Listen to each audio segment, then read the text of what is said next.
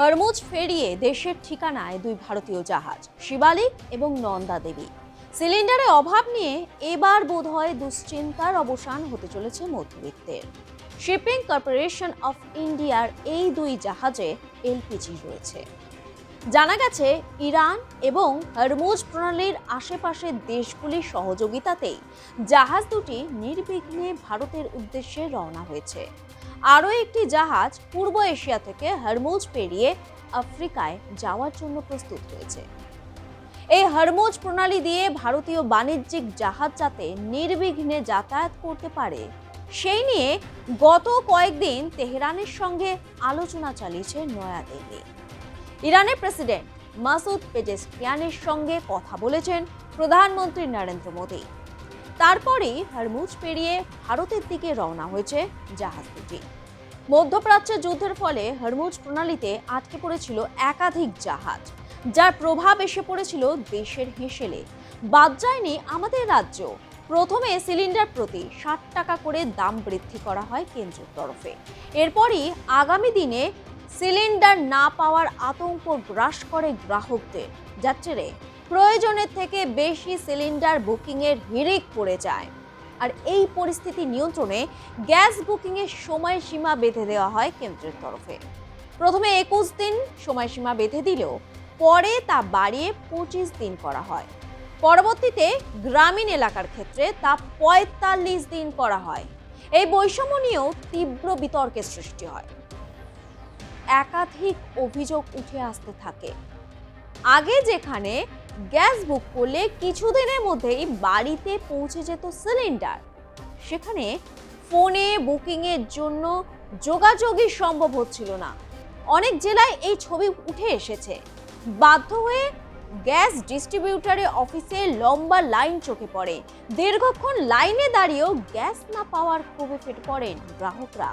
সময় মতো গ্যাস না মেলায় বিভিন্ন স্কুলে মিড ডে মিল বন্ধ করার ভাবনার পথে হাঁটতেন স্কুল কর্তৃপক্ষ।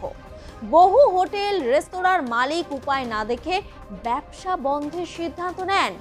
পরিস্থিতি মোকাবেলায় আবার পুরনো দিনের উনুনে রান্নার ভাবনা চিন্তা শুরু হয়। গ্রামীণ এলাকা তো বটেই, রাজ্যের বিভিন্ন জেলাতে বহুদিন পর বাড়ে উনুন বিক্রির হিড়িক।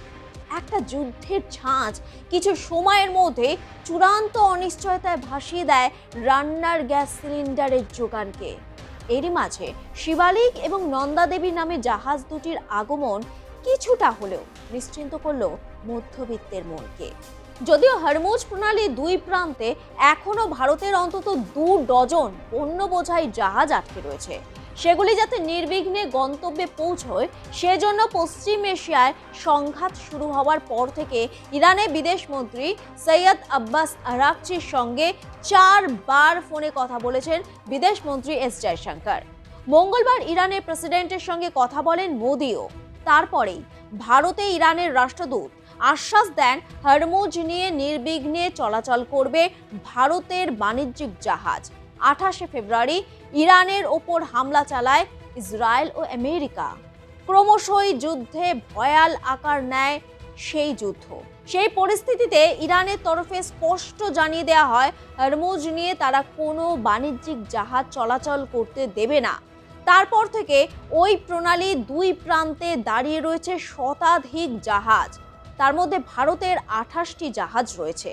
এবার 2টি জাহাজ হরমুজ পেরিয়ে ভারতের উদ্দেশ্যে রওনা হয়েছে, যার মধ্যে শিবালিকে রয়েছে প্রায় 40,000 মেট্রিক টন এলপিজি। নন্দা দেবীতেও রয়েছে প্রচুর পরিমাণ এলপিজি। অন্যদিকে পূর্ব এশিয়া থেকে একটি ভারতীয় জাহাজ হরমুজ পেরোতে প্রস্তুত হয়েছে। কেন্দ্রীয় জাহাজ মন্ত্রকের বিশেষ সচিব রাজেশ কুমার সিং জানিয়েছেন, জগপ্রকাশ নামে ওই জাহাজ ওমান থেকে আফ্রিকার উদ্দেশ্যে রওনা হয়েছে। তাতে রয়েছে গ্যাসোলিন।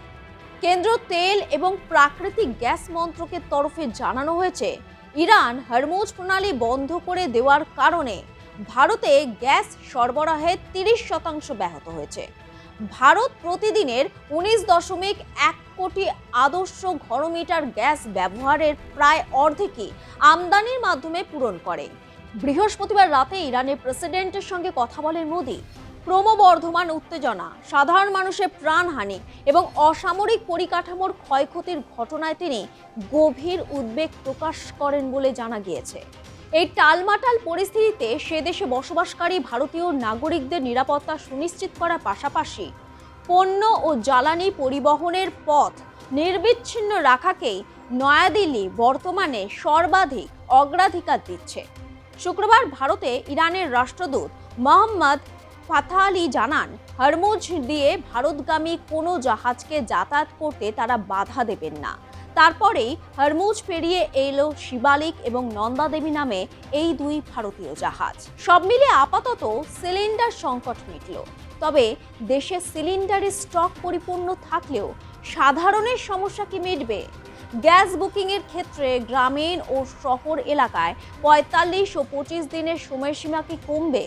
শিবালিক এবং নন্দাদেবীর উপস্থিতি মধ্যবিত্তের চিন্তার ভাঁজ কমানোর সক্ষমতার দিকে তাকিয়ে আম আদমি।